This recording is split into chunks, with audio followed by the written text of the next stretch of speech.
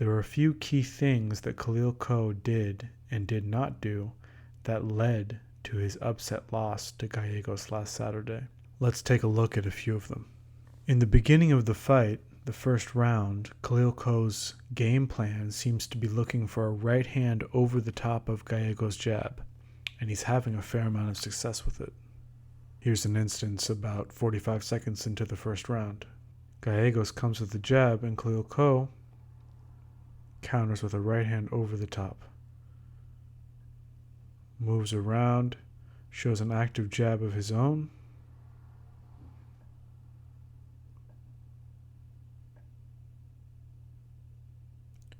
And here we go again. Just about 15 seconds later or so. He's clearly looking for Gallegos' jab to land his right hand over the top. Khalil Ko is having a good amount of success with this one counter, and he's showing an active jab moving around. Things are going pretty well. One of the things that Khalil Ko will probably regret as he looks back in this fight is the feeling and perception that he was drawn in to Gallegos' type of fight. Khalil Ko was boxing very nicely in the first round, using a jab, countering with the right hand. He was a bit overreactive, but using his athleticism and power pretty well. Right here is the first instance of a sequence that leads to the fight turning into Gallegos' type of fight. Here, Khalil Ko is on the front foot. He has Gallegos in the corner. And let's take a look at his punch mechanics as he throws this right hand.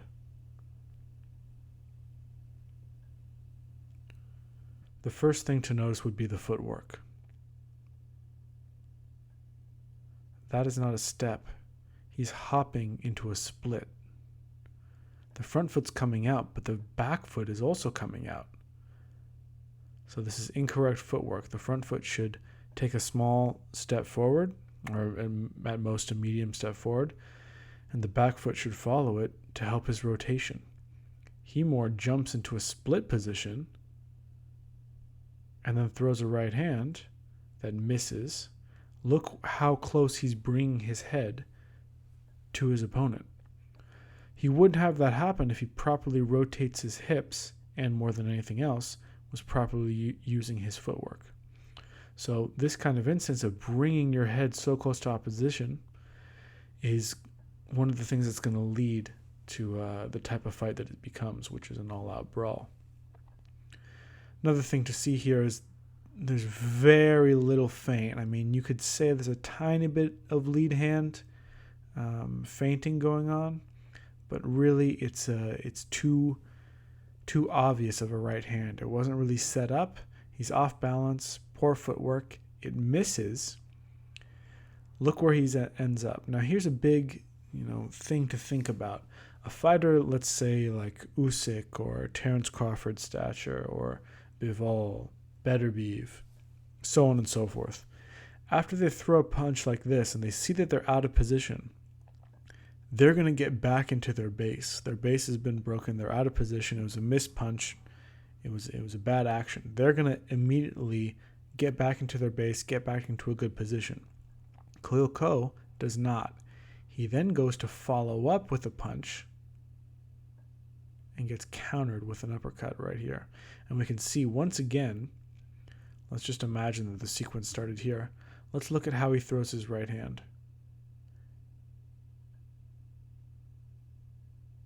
Bringing his head close to his opponent, not thinking of what is coming back, not thinking of the offense that Gallegos has after he throws the right hand. He throws the right hand with no regard. He throws the right hand with no regard for the opposition. And we can see he's going to get countered by an uppercut. And this is going to be a theme. I mean, you can't really see it, but you can see his head. He's going to get countered. And this becomes a theme that we will see the clean shot land later on in the fight. Here's another example of multiple things going wrong at once. Let's look at Khalil's footwork, and we can see something similar from the last clip with the right hand. Jumping into a splits position. Now, another thing that Khalil didn't do very well is understand his range. So he was primarily looking for two counters at the beginning of the fight. There was the counter of Gallegos' jab. There was the counter of Gallegos' jab with the right hand over the top. He was also really keen on trying to land the uppercut and slipping to the right and landing an uppercut underneath Gallegos' jab. And this is what he's looking for right now. We can see it. Gallegos goes, maybe he's going to jab. Khalil slips, and he wants to throw that uppercut. One thing to note here is Gallegos was much more calm in this fight, in the beginning of this fight. Khalil was overreactive. He was breaking his base, and he was looking for two counters that are the type of counters that are going to happen as a fight progresses. Landing a right hand over the top of someone's jab, he was able to do it in the first round. That's a testament to his skill and athleticism. But those are things that will come as the fight goes on. But you shouldn't be looking for them and forcing them this early on in the fight. And this is what he's doing right now. He's looking for that uppercut. It doesn't happen. It doesn't land. And then he comes in with a jab from way too close, explodes in even more, and then we can see his footwork here. Gallegos' left hook does not land cleanly, but the right hand does. So Khalil is way too close. Both his hands are down right now. The uppercut has very little power on it because he's smothering his work because of the poor footwork and the lack of understanding of range. Gets hit with the right hand. And this is round one. Okay, back to things that are going well for Khalil. Jab, Gallegos jabs, right hand over the top. And it affects Gallegos. And then a jab again. Beautiful sequence. That last jab right there controls Gallegos. Stops his momentum also. But here's another problem that Khalil has. His head and chin is way up in the air as he throws this uppercut. His left hand is not holding the phone. It's, over his pecs, essentially. It's over his chest, essentially. It's not protecting his chin, and his chin is way too high up in the air.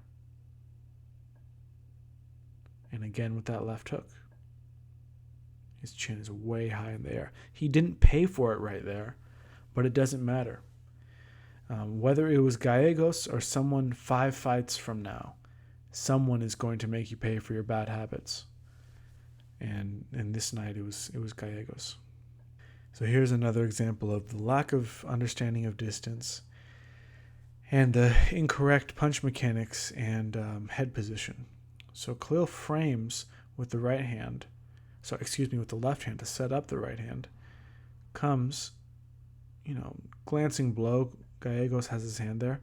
But the most important thing is to look at Khalil's head position. Way too close to the opposition. If anything, with this framing, you should frame him into the corner and allow for you to work at a distance where he can't counter you. But that's not what happens. He brings himself close. Gets away with it right here, then goes for the exact same thing. Also, the lead hand isn't really framing in a way that has mean intentions. It's just kind of sitting there. So Gallegos is able to see after he drops his framing hand, comes with the right hand, Gallegos catch and counters with the left hook. And immediately that affects Khalil. Goes to the high guard, takes a couple shots because of that. And then we can see, as we just let this clip play, the same exact thing happens. Same sequence, made to pay for it again. Just because you didn't pay for it once doesn't mean you won't pay for it in the future. And this is what's happening with Khalil. It's the exact same sequence. Now he goes with this uppercut. Look at his head. Look at his left hand. So he lands the uppercut. Again, his head is too high, but we'll let that go. He lands it. He goes to frame with the left hand. This is the exact same sequence. Comes with the right hand. Okay, look at his head. Countered by an uppercut. Because he's bringing his head with incorrect punch mechanics. Standing too tall, not rotating the hips properly, lack of hand position, lack of distance understanding. Also, a really important thing to point out, if you're in the corner of Khalil, is this is round 2. Why are you not keeping it simple with a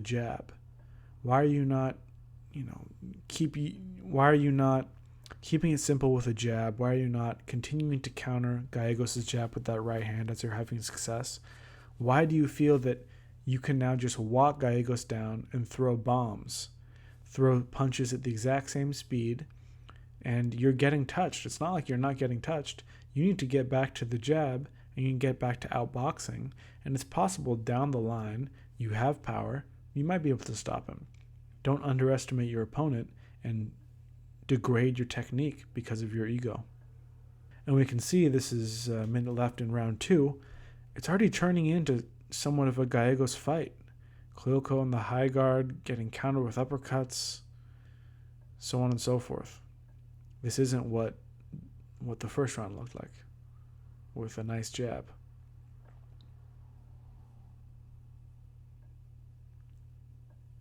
Here's another example of a lack of understanding of range.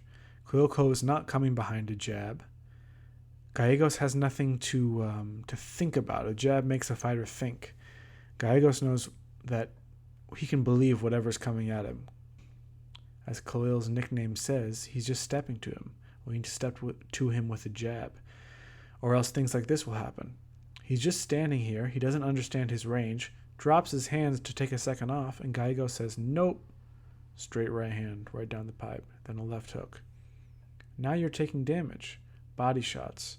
This whole sequence was created by two things. I'm going to say it's one, a lack of a jab. When you're really jabbing, that means you're going to have to understand your range. Hopefully, of course, it's not exactly true. But we could say a lack of understanding of distance and a lack of a real jab. So a lack of a jab to come in, and then a lack of understanding of distance right now. You can't just relax. Gallegos is ready to punch. You can't relax at that distance. Boom. This whole sequence right there because of that. Here's another exact sequence that we've seen Khalil do. He doesn't pay for it this time, but it's the same sequence, and that's something that I harp on a lot in this YouTube channel and in coaching is fighters, like humans, are people of routine. We tend to throw the same punches. So if you're not going to make your sequence perfect, that's going to be an exploitable sequence over and over again for your opponent. So another reason to work on your technique. But we can see the framing with the lead hand from too close, the right hand where he brings his head too close to his opponent. Doesn't pay for it that time, but as we've seen, he does, and he will again. Here's another instance of an uppercut, and look at his head position. Way too high, so square. And off balance, right? After that uppercut, he needs to hold on. He wasn't even hit with anything, really. But he's just thrown himself off balance. So it's the end of round 2, and I'm going to make the analysis that through Khalil Koh's own actions, nothing Gallegos did really, we're now pretty much in a dogfight with a high guard against a rugged, tough Mexican fighter coming forward on a high guard without a jab and attempting to slug it out. Where was the discipline to stick to boxing? Where was the discipline to commit to a jab? It wasn't there. So we can see right here, Gallegos is starting to time Khalil. Khalil is also not changing up the power of his shots. There's no decoy shots. There's little to no feints, little to no jabs. Things that were happening in the first round, and guess what? You had a great first round. Only one round later, these things are all gone.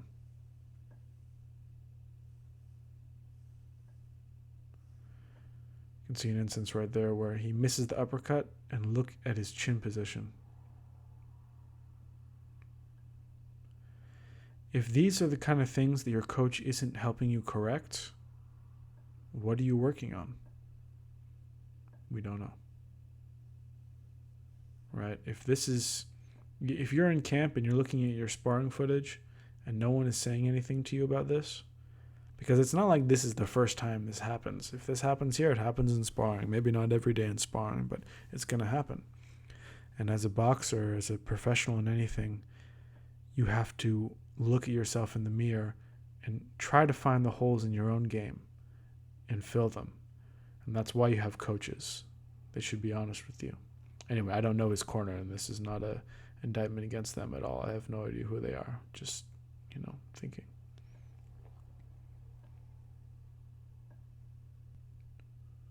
Here's another example of the right hand where he brings himself square and gets countered.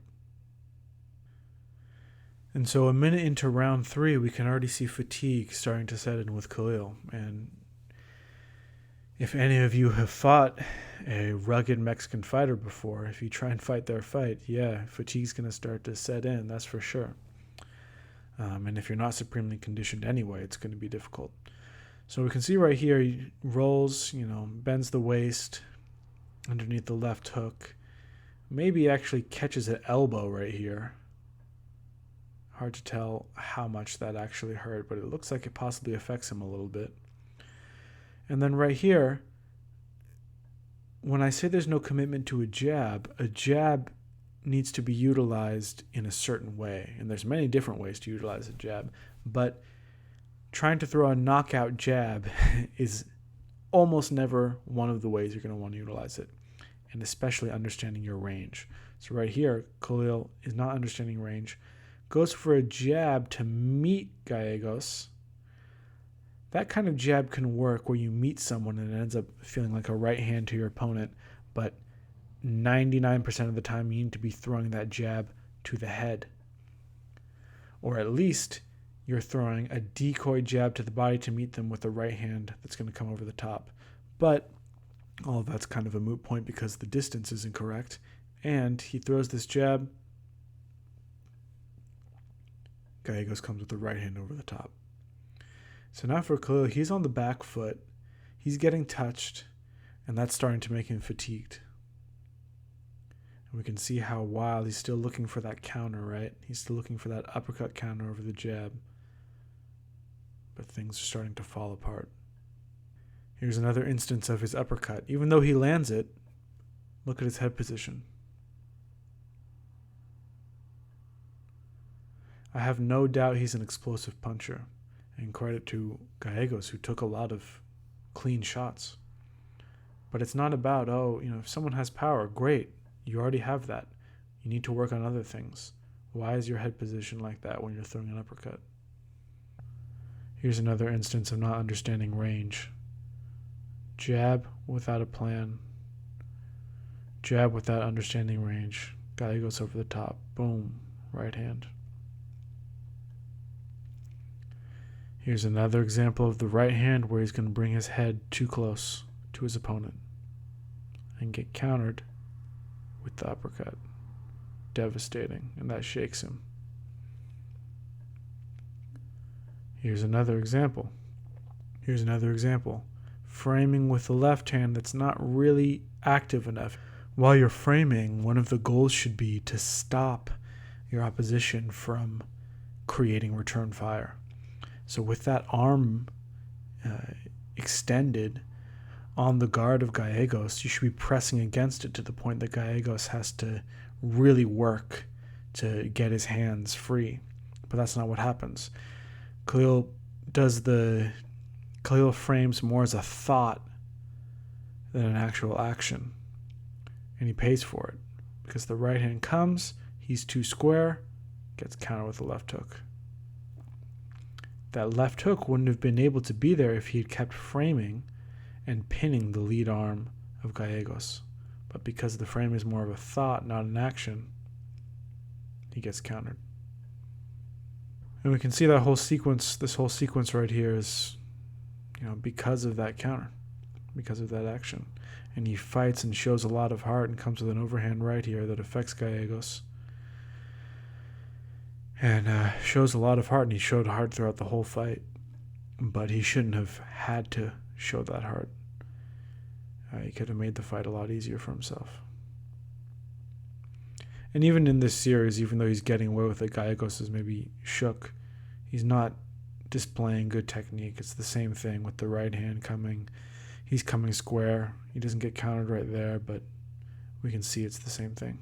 Just as a thought, if you're a coach, when's the last time you saw Alexander Usyk, Terence Crawford, Naoya Inoue, any of the pound-for-pound top people throw this type of a right hand and lose their balance and come into that position. It doesn't happen. Or if it does, it's very, very, very rare. Because good fighters aren't going to make those mistakes. And they're also not going to sell out when they're tired. If you think of someone like Terence Crawford or Usyk or Bivol or whoever you put in your top pound for pound, even when they're tired, their technique doesn't suffer in that same way, and they don't sell out. So you don't get situations like this. If Gallegos was in more of a position to punch, the uppercut counter right there could have been it. And as we fast forward through this, as we can see, maybe the most important thing in all of this, the footwork's important, the head position's important, changing up speed is important, but the lack of the jab, the abandonment of the jab is maybe the main thing about this fight. We can see, of course he's tired, but Gallegos is just walking to him, just punching at the high guard. There's no jab here. There's no jab. You can see eventually there's a knockdown.